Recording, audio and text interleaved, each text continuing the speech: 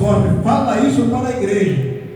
É muita responsabilidade do homem de Deus, dizer no púlpito diante da igreja.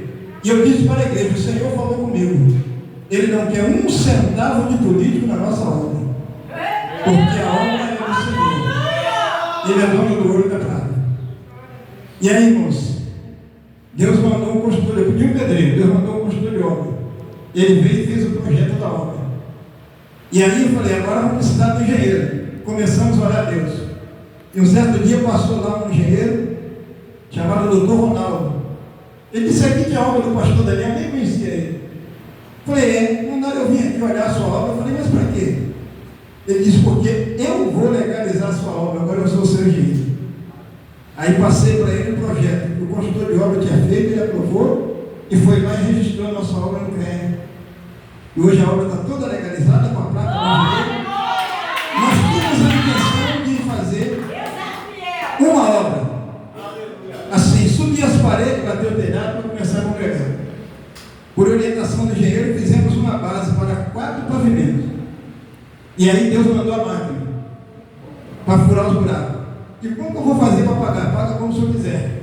Meu Deus! Mandaram eu vir aqui para furar os buracos. Vamos marcar o dia, irmãos. Foram lá, e até hoje, irmãos, eu não ganhei 50 mil reais. E a obra já está na altura da primeira laje, batemos já uma parte da laje, e vamos bater a segunda parte do primeiro piso. Vamos passar a congregar embaixo, vamos construir o templo no segundo andar. Ainda temos mais 2 lajes para ser batidas, porque Deus quis daquela maneira. Aí eu pergunto para os irmãos, quem é o Deus que nós servimos? Quem é o Deus? Ele é dono do ouro e da prata. E aí passado o dia, irmãos, aí o pastor entra na prova. A mesma pessoa que me procurou para oferecer ajuda política, chegou para mim e disse, pastor Daniel, o que você está precisando? Eu disse, eu estou precisando de oração. Não é lá para a obra, não é para lá mesmo que eu quero oração. É só você orar por mim e Deus vai fazer o resto. Sabe por quê, irmãos? Porque o ímpio, quando vai fazer alguma coisa sem dinheiro, diz aí fora, né? Ele entra com a cara e a coragem. O servo de Deus não. O servo de Deus entra com a fé e a coragem. Porque Deus honra a nossa fé. Deixa eu correr, porque a hora não espera. E assim, irmão, nós temos testificado aqui que o Senhor tem feito. Precisa de dinheiro, Deus vai lá e resolve sem dinheiro. Deus vai lá e resolve. Então, irmão, se temos alguma coisa a pleitear, nós estamos hoje fazendo um tratamento de vista da missionária Marlene. Eu creio que é de 500 a 600 reais a consulta do médico do hospital. E nós começamos a fazer o tratamento com ele, numa clínica pelo SUS, e ele disse, não, Marlene, eu quero atender a senhora lá no meu consultório particular. Eu falei para ela, não queria, para pagar consulta não, esse homem quer dinheiro. E aí ele mandou agendar, liga para a minha secretária e marca a consulta. E nós fomos lá, e ele atendeu a minha esposa, falou, toda vez que precisar você vai vir aqui. E aí ele disse para a minha esposa, dona Marlene, eu não sonho, nunca sonhei nem com a minha mãe. Depois que eu comecei a fazer o tratamento da senhora, eu comecei a sonhar com a senhora. Eu sonho todo dia que estou atendendo a senhora. Eu acordo na madrugada, sonho com a senhora. Eu acordo, durmo, sonho de novo. Eu vou ter que te atender. E aí, irmãos, a consulta é lá particular. Toda vez que vai, exame, consulta. E chega lá e eles perguntam, é convênio? É o que? Não, não tem convênio. Mas o doutor André mandou marcar a consulta aqui. Não está marcado, mas é convênio, não é. Aí um bocadinho ele chega na porta, dona Marlene pode entrar. O que é isso? Deus abre porta. E ele disse, olha, ele era ateu. Depois que ele começou a atender a Marlene, ele vai zangar com você, hein? Porque ele começou a atender a Marlene e Marlene falando de Jesus para ele. Ele disse, agora já tem uma Bíblia lá no consultório. Já tem uma Bíblia lá. Então Deus, ele ocasiona a situação para que o Evangelho seja pregado. Amém, irmãos? Aqui diz a palavra que Naamã, quem era Naamã? Naamã era um general, ele era chefe do exército da Síria. E a história vai dizer que no período em que Naamã foi ter com o profeta, o exército da Síria era o exército mais poderoso da face da terra.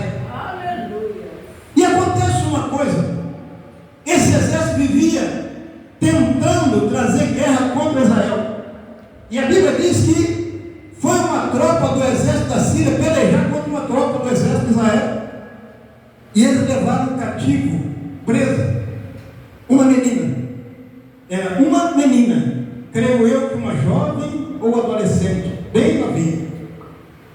E eles se agradaram dessa menina para que ela fosse servir na casa de Naamã. E ela passou então a servir a esposa de Naamã. E dentro daquele período em que ela estava servindo, ela começa a conhecer a história da vida de Naamã.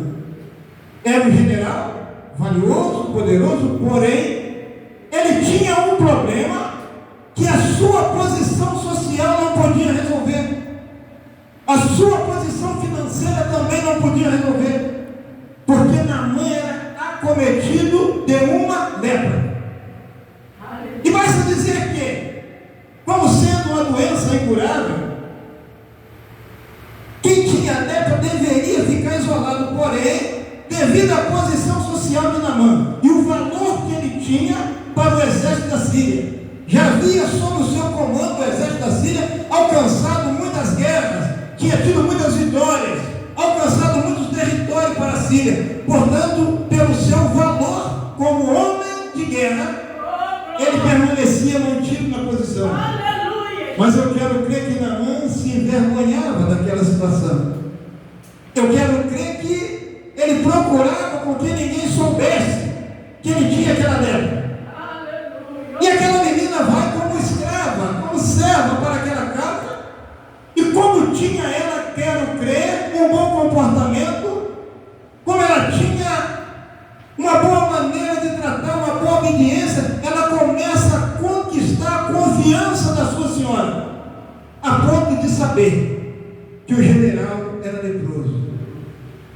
Deus, Ele nunca coloca ninguém da sua parte em lugar, sem que Ele tenha um propósito na vida daquela pessoa. Aquela menina foi levada cativa, aparentemente foi separada da sua família e levada como escrava, vai servir na casa de Naamã. Talvez ela não soubesse o propósito que Deus tinha na vida dela, mas Deus sabia o que ia fazer. Por intermédio dela, Naamã vai conhecer o profeta de Deus. Eu quero abrir um parênteses para te dizer: nada na sua vida acontece por acaso. Muitas das vezes uma luta, um problema de família, uma enfermidade, Deus tem um propósito de, através do tal acontecimento, te trazer a presença dele.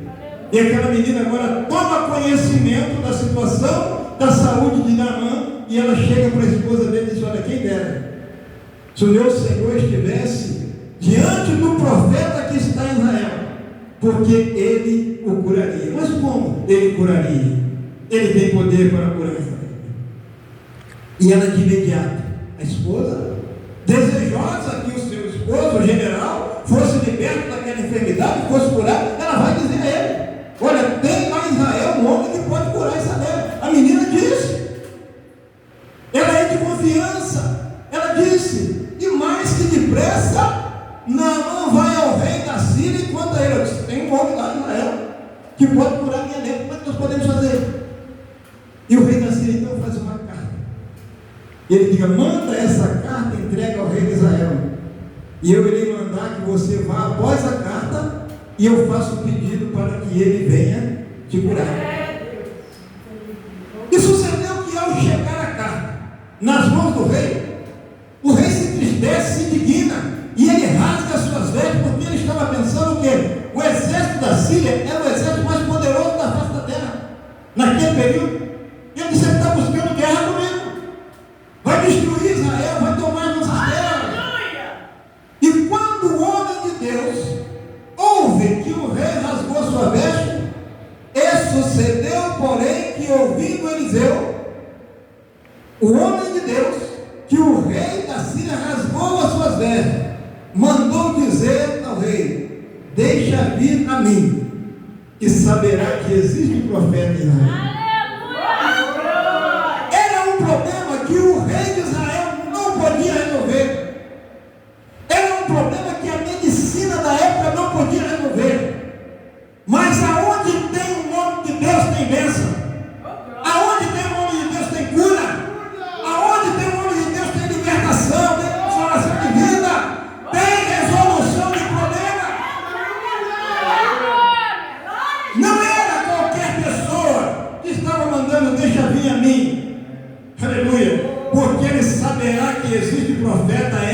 Israel. Glória a Deus. Aleluia.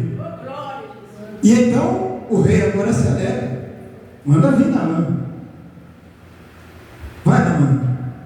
Porque não sou eu que curo. Vai à casa de Eliseu.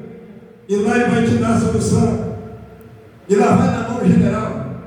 Os irmãos imaginam como anda o general, cercado de soldados, com aquele uniforme bonito, cheio de estrelas.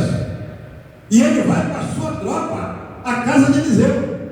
Ora, diante de um general, não só os seus, mas qualquer outra pessoa prestaria continência. Ora, está chegando o general. Ele é o comandante do exército mais poderoso da face da terra. Mas o homem de Deus, ele só conhece como autoridade maior o Senhor. Quem teme a Deus só se encurva diante do Senhor. E quando alguém anuncia, Eliseu, o general Naamã está aqui, com toda certeza, Eliseu sabia, maior é o que está comigo do que o que está com ele. E ele não levanta da sua cadeira, ele não sai de dentro da sua casa, ele não se prostra diante do general. Ele manda um mensageiro e diz: olha, o profeta mandou dizer para que o senhor vá lá no Rio Jordão e mergulhe 7 vezes.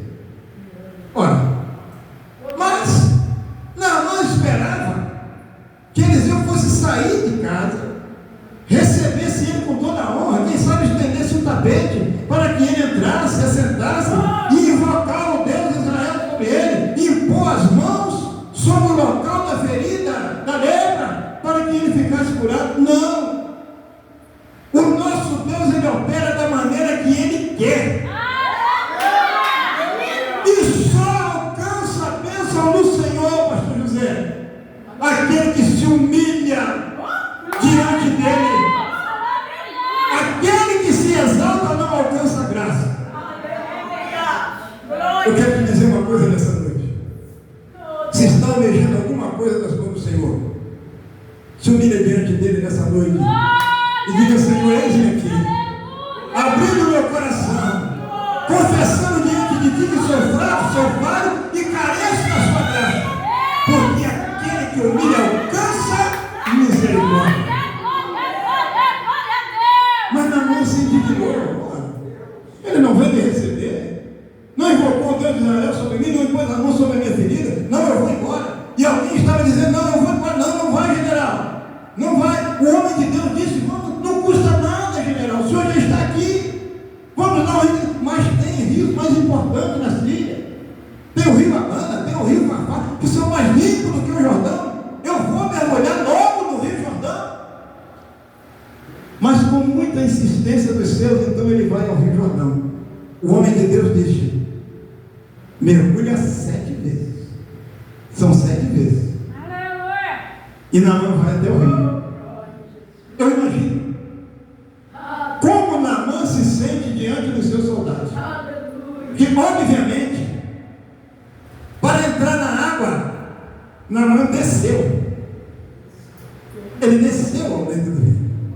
E antes de descer ao leito do rio, ele teve que tirar os seus aparatos, a espada, a cinta, quem sabe a faca de general, diante dos céus. Ali ele estava se humilhando. E ele desce, e ele mergulha a primeira vez. E quando ele levanta, não aconteceu nada, presbítero. Eu vou embora. Não vai embora, general. Mergulha mais uma vez. E ele mergulha a segunda vez. E Naamã mergulha a terceira vez. E ele desce novamente as águas. E ele mergulha a 4ª vez, a 5ª vez e a 6ª vez. Acabou a minha fé. Era para ir se limpando aos poucos, está do mesmo jeito. Acontece que o homem de Deus disse: mergulha 7. Entenda, meus irmãos, a vitória daquele que busca a graça do Senhor está na obediência.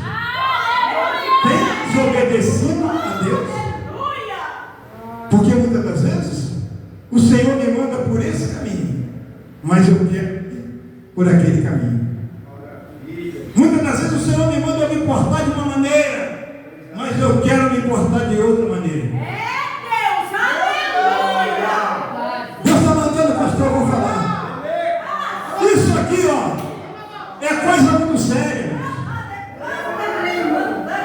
Ser ministro na casa de Deus é coisa muito séria. Sabe por quê, irmãos? Porque não foi a igreja que foi dada ao pastor, mas foi o pastor que foi dado à igreja. A igreja não foi constituída para servir ao ministério, mas o ministério foi constituído para servir a igreja. E tem problema na casa do Senhor, que enquanto era membro, era auxiliar, ele tinha uma humildade tamanho, mas depois que sobe ao ministério, ele quase não cabe dentro da terra. Mas Deus quer operar na vida dele.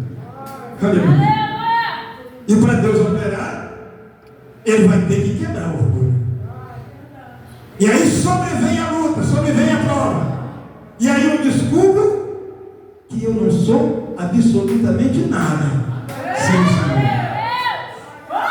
E Naamã agora descobre que o título de general, que a sua bravura, a sua experiência de guerra, não serviria para nada se ele não tivesse humildade.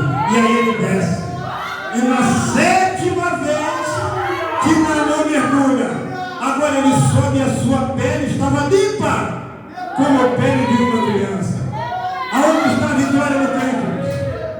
Aonde está o crente? Eu costumo dizer, pastor, que o alfabeto da língua portuguesa começa com a letra A, né?